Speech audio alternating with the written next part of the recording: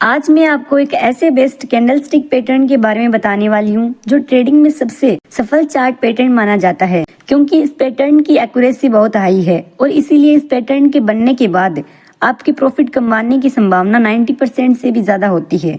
मुझे पता है कि जब नए ट्रेडर्स शेयर मार्केट में कैंडल स्टिक पैटर्न को सीखने की कोशिश करते हैं तो वे सबसे पहले hammer, hanging man, shooting star या फिर डोजी पैटर्न के बारे में पढ़ते हैं। लेकिन बहुत बार आप देखते होंगे कि ये सभी पैटर्न चार्ट पर कई बार फेल हो जाते हैं। मतलब इनके बनने के बाद भी शेयर प्राइस में हमें बड़ा मूवमेंट देखने को नहीं मिलता, जिसके कारण आपका स्टॉप लॉस हिट हो जाता है। लेकिन आज मैं आपको जो शक्तिशाली कैंडल स्टिक पैटर्न यानी most powerful candle stick pattern बताने वाली हूँ, वह इन सभी पैटर्न से काफी अच्छा है और इस पैटर्न का उपयोग आप किसी भी प्रकार की ट्रेडिंग जैसे इंट्राडे, स्कैल्पिंग, स्विंग, पोजिशनल या ऑप्शनल ट्रेडिंग सभी में कर सकते हैं। तो चलिए जानते कि आखिर कौन सा है ये most successful candle stick pattern और इसे कैसे ट्रेड करते हैं। शेयर मार्केट ट्रेडिंग में ऑन नेक ब्रेकआउट नाम का कैंडल स्टिक पैटर्न सबसे सफल और सबसे ज्यादा कैंडल स्टिक चार्ट पैटर्न माना जाता है। इस पैटर्न की सफलता दर यानी सक्सेस रेट लगभग 90% है।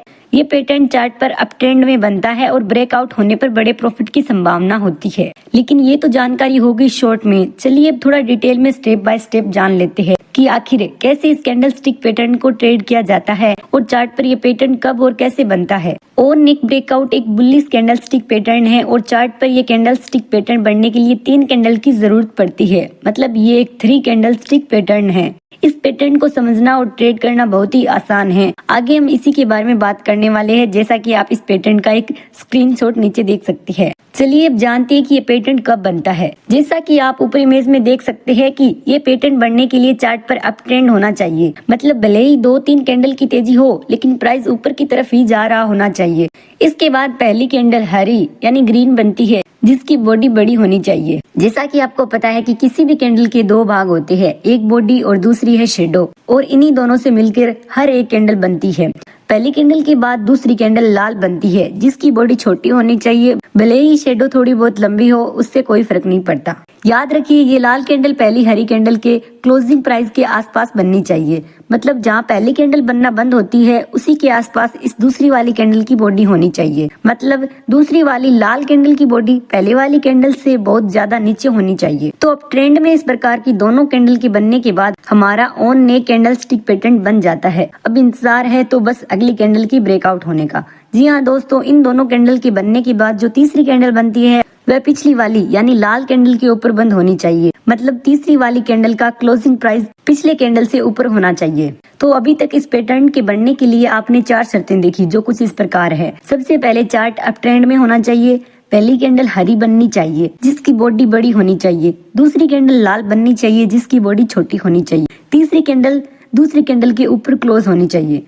अगर चार्ट पर आपको इस प्रकार की 3 कैंडल बनती हुई दिखती है तो इसके बाद आपको एक बड़ा ब्रेकआउट देखने को मिल सकता है और इसे ट्रेड करके आप बड़ा मुनाफा कमा सकते हैं। चलिए अब जान लेते हैं कि इस पैटर्न को कैसे ट्रेड करते हैं। मतलब एंट्री, एग्जिट, स्टॉप लॉस और टारगेट कहां पर लगाना है। सबसे पहले बात करते हैं कि आपको बाय कब करना है, मतलब शेयर में एंट्री कब लेनी है। तो जब भी इस प्रकार का कैंडल स्टिक पैटर्न आपको चार्ट पर बनता हुआ दिखे तो आपको ये देखना है कि तीसरी कैंडल जहाँ पर बनना बंद होती है, इस पॉइंट पर आपको वह शेयर खरीदना है। मतलब उस शेयर में एंट्री लेनी है। एंट्री, स्टॉप लॉस, टारगेट आदि कहाँ पर लगाना है, इसे आप नीचे दिए गए इमेज के द्वारा समझ सकते हैं। आइए इसे एक आसान उदाहरण के द्वारा समझ लेते हैं। मान लीजिए आप रिलायंस स्टॉक का चार्ट ओपन करते हैं और आपको ये पैटर्न बनता हुआ दिखता है। उसमें आप देखेंगे कि स्टॉक अप ट्रेंड यानी ऊपर की तरफ जा रहा है और ऊपर बताई गई इस प्रकार की 3 कैंडल बनती हुई दिखती है। मतलब एक हरी कैंडल जिसकी बॉडी बड़ी होती है, उसके बाद वाली दूसरी लाल कैंडल जिसकी बॉडी छोटी होती है और उसके बाद तीसरी कैंडल जो पिछली कैंडल के ऊपर क्लोज होती है। अगर ये तीनों कैंडल स्टिक किसी चार्ट पर आपको बनती हुई दिखती है तो आपको तीसरी कैंडल के क्लोजिंग प्राइस पर उस स्टॉक को बाय करना है, क्योंकि वहां से प्राइस बढ़ने की संभावना बहुत ज्यादा होती है, जिससे आपको अच्छा खासा प्रॉफिट हो सकता है। जैसा कि आप नीचे दिए गए इमेज में देख ही सकते हैं। अब तक आपने समझा कि इस पैटर्न में एंट्री कब लेनी है। अब समझते हैं कि टारगेट और स्टॉप लॉस की किस पॉइंट पर लगाना है। मतलब शेयर को सेल कब करना है। अगर स्टॉप लॉस की बात करें तो आप दूसरी कैंडल यानी लाल वाली कैंडल के लो पर स्टॉप लॉस सेट कर सकते हैं। मतलब अगर कभी कभी ये पैटर्न फेल हो जाता है तो ज्यादा नुकसान होने से बचा जा सकता है। अब बात करते हैं टारगेट कितना सेट करना है। तो देखिए टारगेट आप स्टॉप लॉस का 2 गुना रख सकते हैं। उदाहरण के लिए मान लीजिए आपने किसी शेयर के चार्ट पर ये पैटर्न बनते हुए देखा और तीसरी कैंडल के क्लोजिंग प्राइस पर जो कि उस समय 100 रुपए चल रहा था, उस पर आपने ये शेयर खरीद लिया। अब मान लो आप जो दूसरी कैंडल के लोवेस्ट प्राइस पर जो स्टॉप लॉस लगाते हैं वह 90 रुपए पर है, तो यानी कि बाइंग प्राइस से 10 रुपए कम, तो टारगेट आप बाइंग प्राइस से 20 रुपए ज्यादा रख सकते हैं। मतलब जितना भी आपने स्टॉप लॉस सेट किया आपका टारगेट उससे दुगुना होना चाहिए, मतलब आपका टारगेट होगा 120 रुपए। मैं उम्मीद करती हूँ कि आपको समझ आ गया होगा कि इस कैंडल स्टिक पैटर्न को कैसे ट्रेड करना है।